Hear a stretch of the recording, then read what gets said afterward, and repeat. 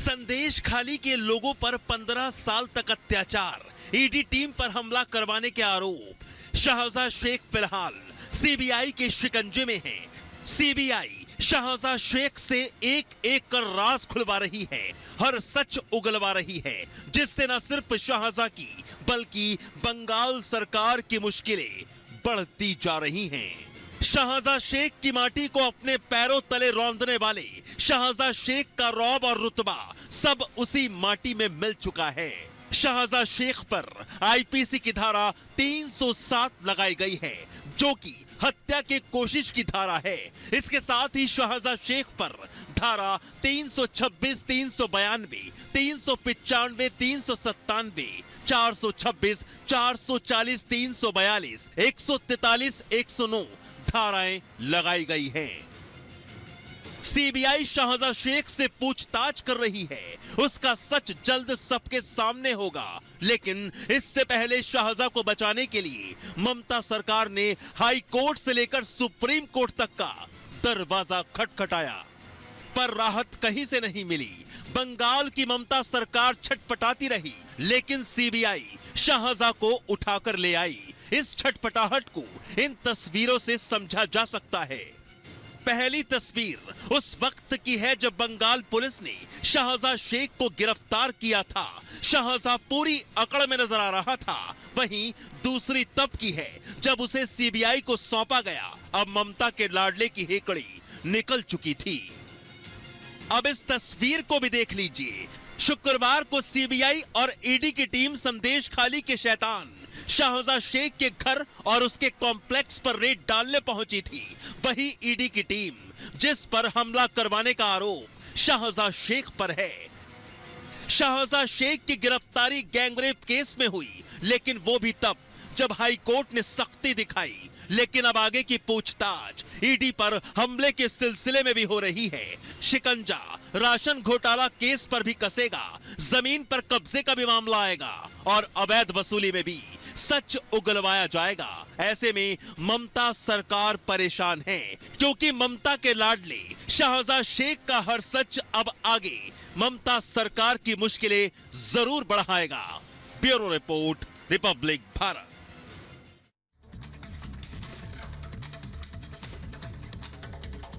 और आगे बढ़ते हैं, खबर तमिलनाडु से है, जहां पर एनसीबी को एक बड़ी सफलता हाथ लगी है। Film producer Jafar Sadiq drug तस्करी के आरोप में गिरफ्तार कर लिया गया है। ऑस्ट्रेलिया, न्यूजीलैंड समेत कई देशों तक इसका नेटवर्क फैला हुआ था। रिपोर्ट देखिए।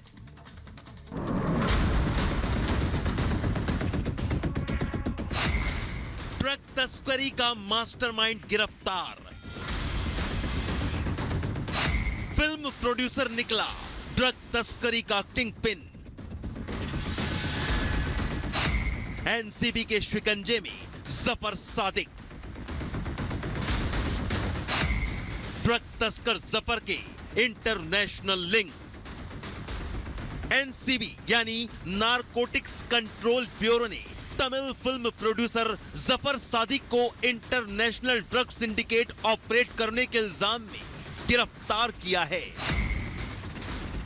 तमिल फिल्म प्रोड्यूसर जफर सादिक की गिरफ्तारी दिल्ली पुलिस की स्पेशल सेल की मदद से की गई है।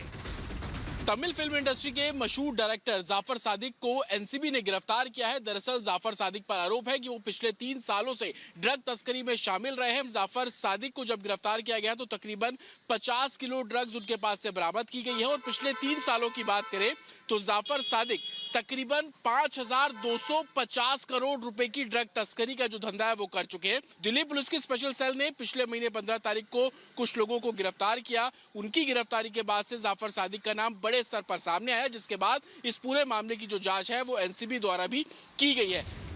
एनसीबी के मुताबिक जफर सईद से पूछताछ में बहुत बड़े खुलासे हुए हैं। दरअसल पूछताछ में जफर सादिक ने उगला कि उसके तार इंडिया, ऑस्ट्रेलिया और न्यूजीलैंड ड्रग कार्टेल से जुड़े थे। ड्रग्स के कारोबार से कमाया गया पैसा जफर सादिक ने film making, real estate, hotel और दूसरे कई कारोबार में लगा रखा था।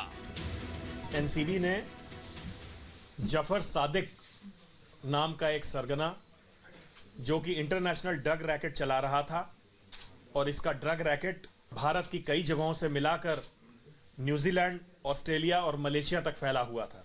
इस अक्यूज ने बहुत ज़्यादा पैसे कमाए थे ड्रग ट्रैफिकिंग के थ्रू और उनको फिल्म, कंस्ट्रक्शन, हॉस्पिटैलिटी आदि व्यवसायों में इन्वेस्ट किया था और इनको कवर बिजनेस के रूप में इस्तेमाल कर रहा था। आपको बता दें कि अभी पिछले ही हफ्ते जफर सादिक सिंडिकेट से जुड़े 3 ड्रग तस्कर पकड़े गए थे।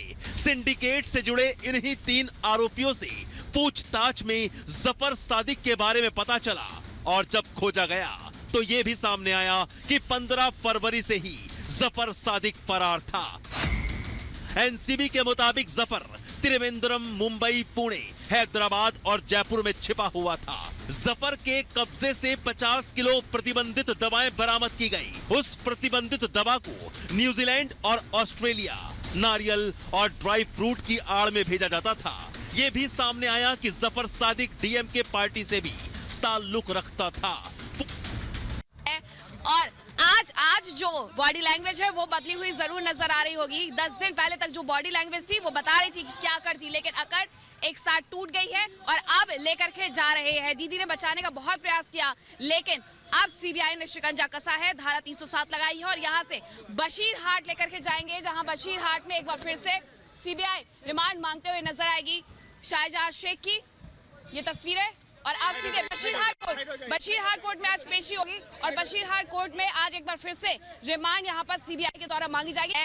और आज जो बॉडी लैंग्वेज है वो बदली हुई जरूर नजर आ रही होगी। 10 दिन पहले तक जो बॉडी लैंग्वेज थी वो बता रही थी कि क्या करती, लेकिन अकड़ एक साथ टूट गई है और अब लेकर के जा रहे हैं। दीदी ने बचाने का बहुत प्रयास किया, लेकिन अब सीबीआई ने शिकंजा कसा है, धारा 307 लगाई है और यहाँ से बशीर हाट लेकर के जाएंगे, जहाँ बशीर हाट में एक बार फिर से सीबीआई रिमांड मांगते हुए नजर आएगी। शाहजहां शेख की ये तस्वीरें और आज सीधे बशीर हाट कोर्ट में आज पेशी होगी और बशीर हाट कोर्ट में आज एक बार फिर से रिमांड यहाँ पर सीबीआई के द्वारा मांगी जाएगी। और आज तो ये तस्वीर हम आपको दिखा रहे हैं। शाहजहां शेख की आज पेशी होनी है, बशीर हाट कोर्ट में पेश करेगी सीबीआई कस्टडी में है शाहजहां शेख। 10 दिन की सीबीआई कस्टडी आज खत्म हो रही है और इसीलिए आज कोर्ट में पेश किया जाएगा। बशीर हाट कोर्ट में शाहजहां शेख को पेश किया जाएगा। कोलकाता से बशीर हाट कोर्ट ले जा रही है सीबीआई और उसी की तस्वीर हम आपको दिखा रहे हैं क्योंकि आज कोर्ट में पेशी होगी।